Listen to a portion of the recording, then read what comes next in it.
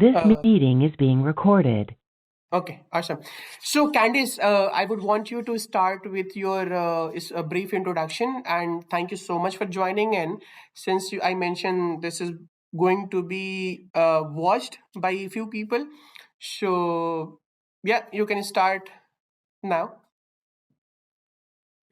Okay, you want me to tell about myself? Yes. So yes, my name is Candice. I live in Dallas, Texas. I have been a business analyst for some few years now. I am interested in joining the bank as I have been there previously, and I enjoyed my time there. I would like to expand upon my skills and be an asset to this team. Oh, very nice. So, can you give me a little bit more insight about your last engagement with Bank of America, the line of business, reporting manager? Yes, so with that, I was working with their global information security team. My hiring manager, her name was, trying to remember off the top of my head, I believe it was Connie was her name.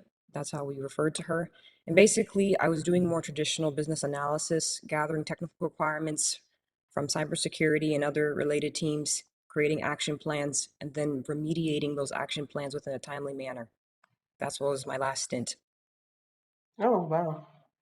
Okay, very nice. And being a business analyst, what exactly your roles and responsibilities were, and how did you start your day? If you could talk about your day-to-day responsibilities in detail. Yes, from this last contract specifically, correct? Uh-huh, with Bank of America. Yes, so for this most prior contract, my day would start by assessing whatever needs were being had by the global information team. So there was a system they had called RISE where they would submit their requests. Oh, we have a low risk issue. Oh, we have a level 1 or a severity 1. We have a severity 2, severity 3. And depending on who was available, it was like a ticketing system. We would pick which one of these issues we wanted to remediate. And so from there, we would schedule meetings. Let's say I was working with cybersecurity. They have a severity 1 issue. I would then go ahead and schedule a meeting with, say, Bob. Bob is the head of Social Security. I would have a meeting and say, okay, what are the requirements needed to make sure that this risk doesn't happen again or to mitigate it throughout its life cycle? And so from there, having those meetings, creating those action plans, and then from there, those action plans had to be approved by inline QA, as well as other people from the global compliance team. From there, if it was fully approved, then it would be remediated. It would go into the remediation phase. And then I would go ahead and work on those issues to make sure that they could be monitored effectively and or completely mitigated. So that was what my day-to-day looks like. Okay, okay. And how were you involved into databases interaction? Like usually you do in a week, in a day, or once in a blue moon. How was your interaction with databases, writing complex queries and all? This one was lighter. When I was at my first contract with Bank of America, that was where the sequel came from, which is what I was explaining to you yesterday, as well as to Prashant. That is where that sequel really came in. This one was more, again, this most recent stint was more traditional business analysis and more, again, technical requirements gathering and documentation. So Mm-hmm. that is the distinction. Okay, okay, very nice. Okay, so again, were you involved into writing complex queries, SQL queries? How was your interaction with the SQL statements? How much you get yourself involved into this? I did pretty much standard queries. Um, I was not allowed to do anything more crazy. What I mean is stored procedures or windows were rarely used, like the window function, right, which would perform calculations and the open and the row number and the dense rank. I didn't touch that. I did more so your typical select from where group by having limit top. That was more of what I was doing on a day-to-day basis with other coworkers as well. Okay, okay, very nice. uh, if I ask a couple of questions, given a situation, your stakeholders ask, the number does not look right, maybe in a given situation. So, what are the steps that you will take to identify and fix this issue? If you say that again, you're talking if I had a number or data. Okay, so you presented the report to the stakeholder, or maybe a data Okay. to stakeholder, and he is saying that the number doesn't match or doesn't look right. So, what are the steps you will perform to identify this, or maybe to correct this? Well, first, I would tell him exactly how I came to my conclusion. This is what I did. This is the type of data I was presented with. I cleaned this data. I optimized the query via indexing. I would explain my steps. And Mm-hmm. from there, I would show how I was able to arrive at the answer. Now, if he disagrees with it, then I would show him, well, that's what the data shows. I'd basically be firm. But however, if it is an extreme, say, difference, or if there was like a big variation between the quote unquote expected output versus what he wants, then I would go back and then reassess my data again and redo my query, debug, whatever. So again, my first step would be to explain my logic, and the next would be then to go back and then make sure that in fact what I did was right unless I missed something. So that's my steps for you. Okay, perfect.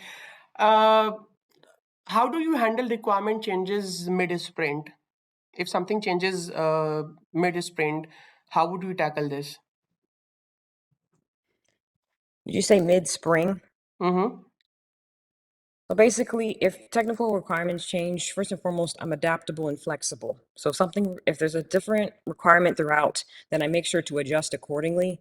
And if it was a data situation, then I would make sure to include it, or, make sure that the data would be modified to suit that technical requirement.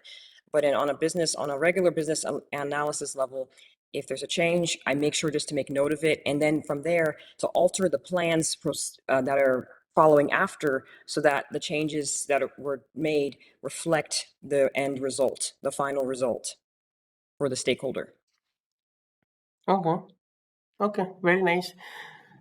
Uh, and how do you validate ambiguous business requirement? So for me, I always ask questions. Clarifying questions is my first line of defense. I always ask, okay, please explain. Is there a certain situation that this particular requirement applies to, excuse me?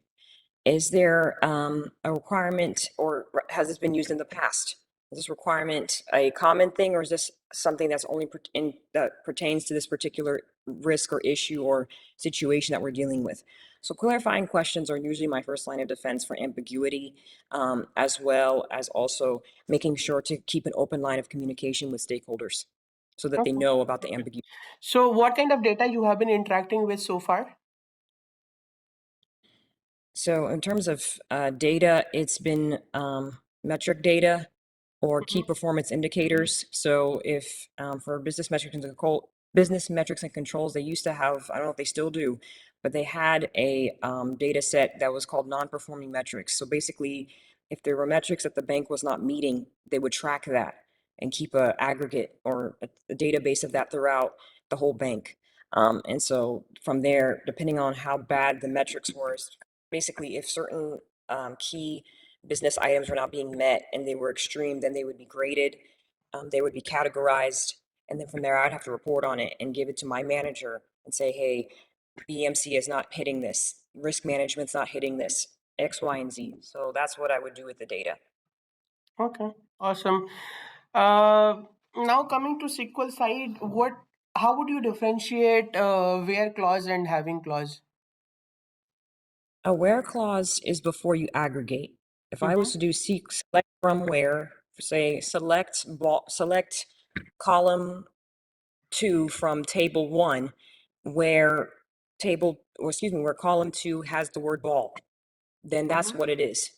If it's a having clause, you usually put that after the group by, because grouping usually has to do with aggregating or counting. So having, and then you can use a number like less than, greater than 1 or something, or having these particular traits. So where filter comes before group by, having comes after group by, and that does with aggregation. Okay. Okay. How would you identify a duplicate records in a table? I mean, just walk me through the syntaxes that you will use. For a duplicate, Mm-hmm. for removing it or identifying it. Identifying it. So for me, one of the first ones would be the having clause.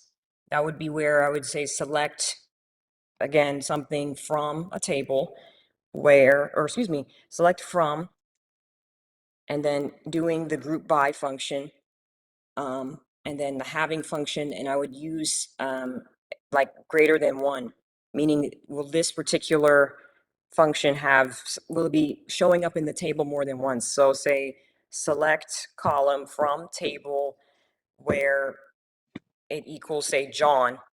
Mm-hmm. Does John show up 5 times? Having greater than 5.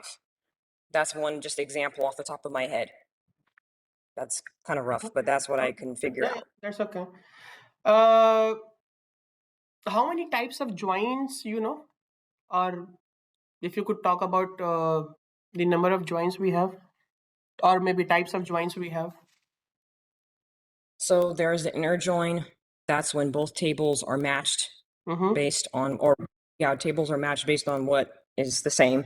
Then you have the left join. Mm-hmm. Whatever is on the left table, whatever matches on the right table will be joined to the left table, and then right join. Whatever's matched on the left joins to the right.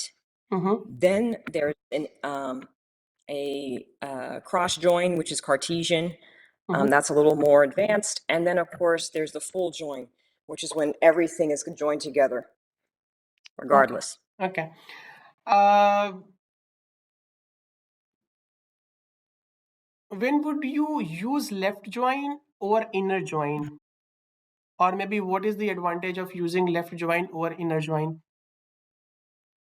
Left join would be specific to what you're looking for. If a table happens to be, or if a column happens to be, have a certain trait that's, say, like if one table, I hate to say it's left, but if one table, and I know you mentioned this yesterday, if one table's order and we're looking for customer ID, Mm-hmm. then the idea is that we do left join so that we keep the orders, but then we know which orders have certain IDs. So we're trying to keep what we have on the left while matching the data on the right.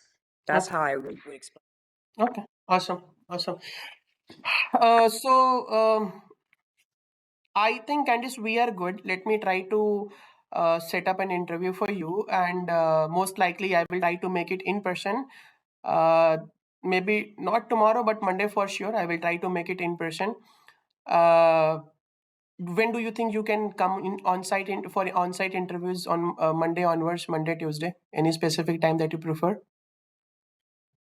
I'm open to any time, and I think Monday might be a holiday because it's Martin Luther King. Just wanted to let Oh, you know. yeah. I remember. Yeah, on Tuesday, tomorrow and Tuesday, most likely Friday and Tuesday I can set up. So, are you okay tomorrow coming on site?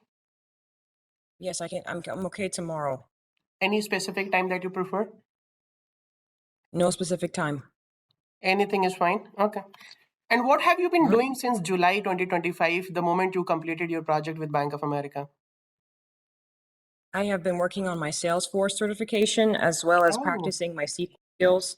Yes, I wanted to very increase my nice. skill set. So Salesforce is what I've been doing, as well as also, again, trying to reapply at the bank as a full-time employee, but I'm more than happy to come back as a contractor. Okay. Okay. Awesome. Thank you so much. I really appreciate, and let me see what I can do from my end. But you will be ready for tomorrow or maybe for Tuesday. Okay. Okay, and how long will that interview last? That in-person interview for tomorrow, Tuesday? Maximum 45 minutes to 1 hour. Okay, and then from there, that would be the end of it, and then they would That set is just one down whatever. and done. Yeah. Okay, all right. Well, thank you so much. No problem at all. And I will try to set up the interview as quickly as possible.